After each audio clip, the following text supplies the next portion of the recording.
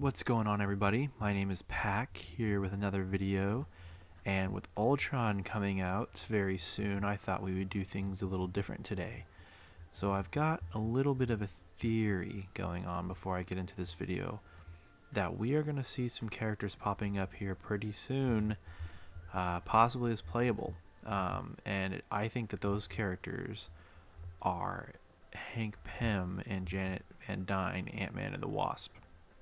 I say that because apparently, according to some leaks and some rumors, this Ultron Tony interaction that you can see here is going to have something to do with Hank Pym and Ultron. And so I think because of that, there's a good chance, and based on some voice lines, that there's a good chance that Hank Pym shows up at some point in the game. And I think if you have Hank Pym, you have to have Janet. It kind of goes hand in hand. So with that, today we are going to be looking at my Ant-Man and the Wasp what if they were in Marvel Rivals. I love the kit that I came up with here today, and I'm really excited to show you guys and hope you guys like it. I feel like it's really creative. I've never seen anything like this in a hero shooter, so let's get into it. Okay, so first up, base HP 250. Base speed 6 meters per second, and the main attributes that I'll focus on with this character is anti-dive, bunker support. Now, when I get into the kit, again, main attributes always make more sense after I talk about the kit, but so with that, we'll just get into it. Okay, so I'm going to do things a little different this time. Normally I reveal the kit little by little as I talk about it, but this time I'm just going to read the kit out and then kind of explain the kit itself and the synergies and my idea behind it. So we'll go ahead and get started. First things first, this is a character that switches between Ant-Man and the Wasp, and they are a support in this kit. So it'll be a little bit like Cloak and Dagger. And so we'll go ahead and start with the passive.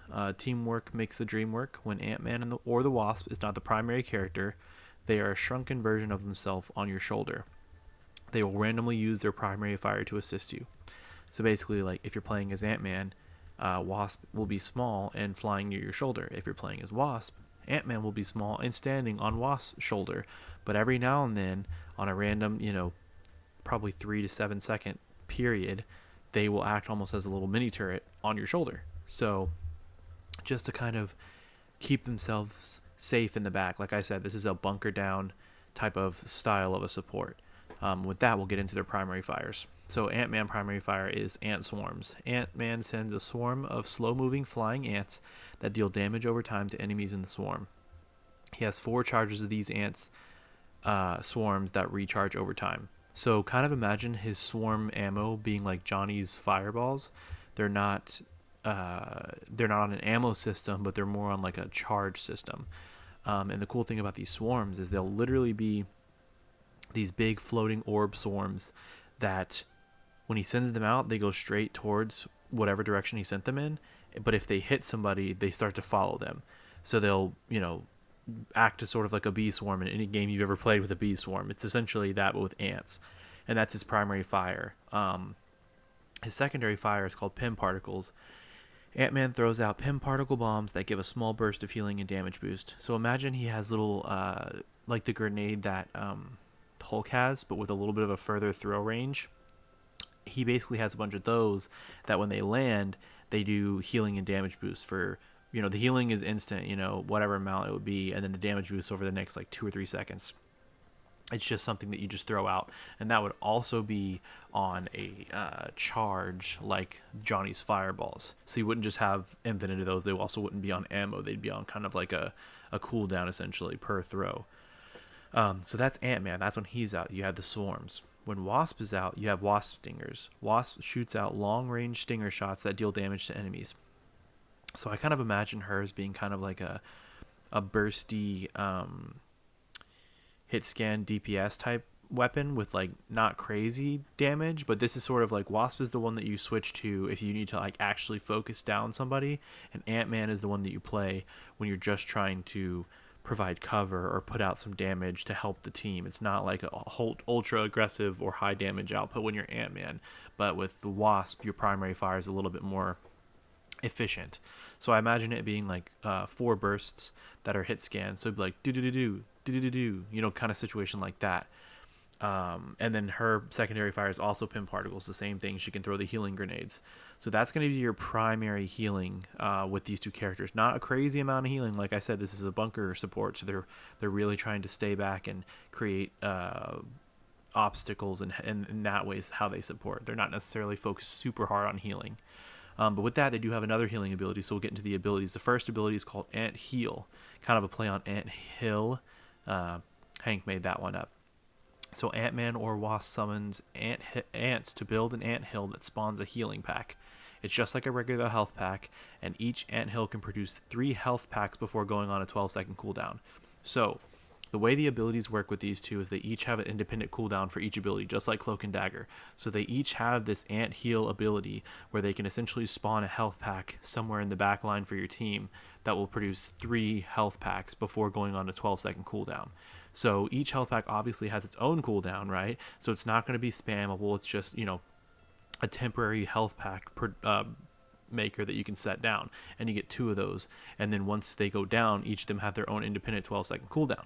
So again, could be really good, could be really useful, but also it's not going to be ultra consistent like some of the other healing output would be for other healers. But it's a cool, unique healing mechanic that you don't see often.